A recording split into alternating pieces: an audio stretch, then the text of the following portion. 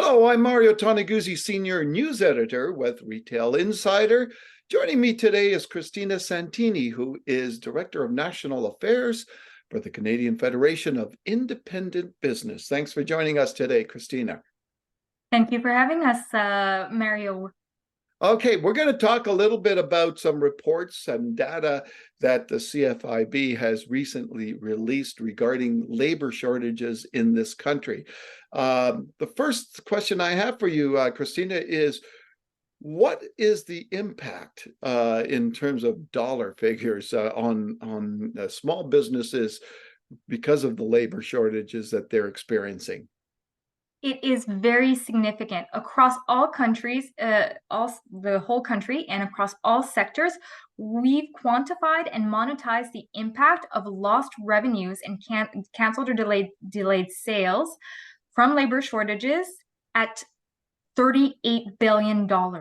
That's money they can't earn and they can't put towards debt, investing in their business, maybe higher wages for their staff. It's huge. Yeah. And we're hoping that having that number out really brings government to understand this is an issue they should all tackle.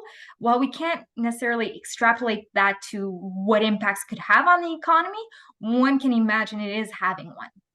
So let's take a look at this is an issue that, I don't know, we've been talking about for a couple of years now. Tell me the why behind it. Why are companies and businesses now still facing this issue? What has come together to I guess, create this issue out there?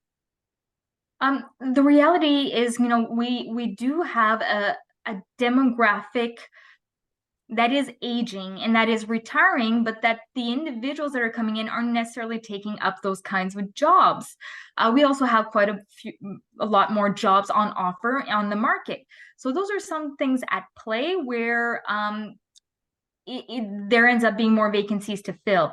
We have seen the number of vacancies being required or being left vacant for an extended period of time go down, but it's still quite high. We're projecting amongst the private sectors and small businesses persistent labor shortages or vacancies being left unfilled at over 500,000. That's not nothing. So what we're recommending is to try to encourage all those in the Canadian workforce or labor force that aren't working but could or would be willing to do so by addressing some barriers. So I just want to touch a little bit on and even going into the future a little bit here. We all know that the Canadian population is growing. We have more and more people coming from other parts of the world coming to Canada. The immigration numbers are pretty high. I guess people kind of just shake their head and go like, wait a second, how come nobody can find people to work when all these people are coming here? So, I mean, that's part of the interesting dynamic is that, we need people to come in to fill the jobs, but they also create demand.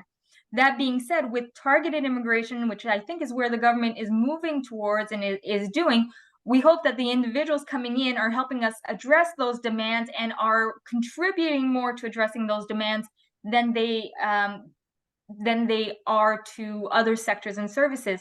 On the immigration angle, our call is to make sure that anyone who is in Canada is allowed and given the authority to work, because that's what makes sense. Yeah. So if you're an accompanying spouse and your husband's got a work permit, or your wife has a work permit, whatever your relationship is, that you too should be allowed to work because you're here. And that would mean for one temporary worker, the whole family is able to participate to the extent that they wish to. Yeah. When you're looking at the industries in Canada, Christina, which ones are being impacted by this the most? Number one, construction. So, I mean, you're trying to deal with the whole housing debacle and affordable housing. To get those homes built, you need the people, you need the inputs, you need those costs to be relatively affordable. So right there, you're sort of, part of the issue on the whole housing thing is access to financing, access to labor, access to inputs. There you go. Same thing next and followed is retail. So we hear a lot from our members that they don't have the staff to keep their stores open for the hours that they would like to, or they have to take on the extra hours. But you understand, it's not just the financial impact. Business owners are tired and they're burnt out because they're working for 58-hour weeks. Yeah. Due to lack of staff. That takes a toll on the physical and emotional and psychological well-being of business owners. Yeah.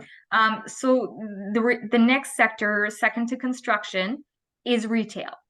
And, many people might say, well, anyone can work in retail, but we have a very educated workforce in Canada who are looking for more administrative, technical, professional type of occupations.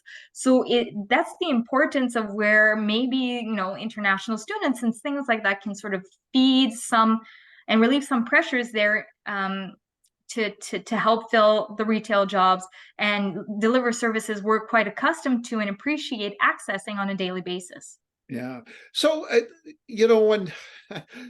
what do companies and businesses, I guess, have to do to attract people? Like, if there's a limited pool out there of people looking for work, how do they grab them? How do they entice them to, come to Mario's fast food place as opposed to, Mario's plumbing or whatever? So from an employer's perspective, CFIB's put on some resources on its website that sort of encourages different type of recruitment methods and suggests different mechanisms or ways you could sort of package your job offer so that it's more attractive. We know, like, offering flexibility to employees, that seems to be something that has helped employers address staffing needs. So if that's a recruitment element and it's something that a business can offer, great. Not all employers are in the position to do so.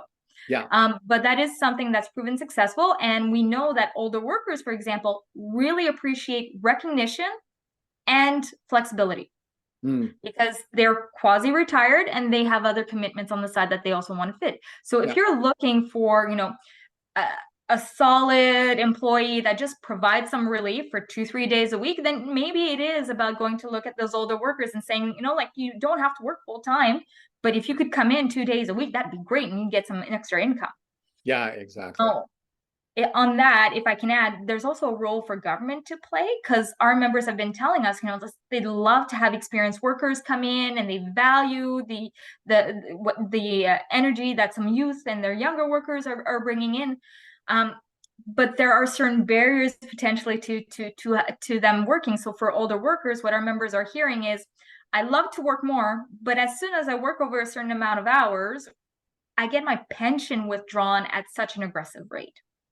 And so there's sort of a disincentive to work built into the system, and we're challenging the government to look at other examples internationally and other countries that have managed to put in place measures that have actually increased participation rates amongst elderly and older workers. So that's just one thing, is to know that older workers are very much valued by our members. Many of them feel like they are reliable. They have a lot of expertise, a lot of good wisdom and good judgment. And so seeing how those could be incentivized both by the government, but also by varying employment practices from employers. For youth, clearly they're in school. We completely understand and appreciate that, and we want them to pursue their studies. We're not discouraging it.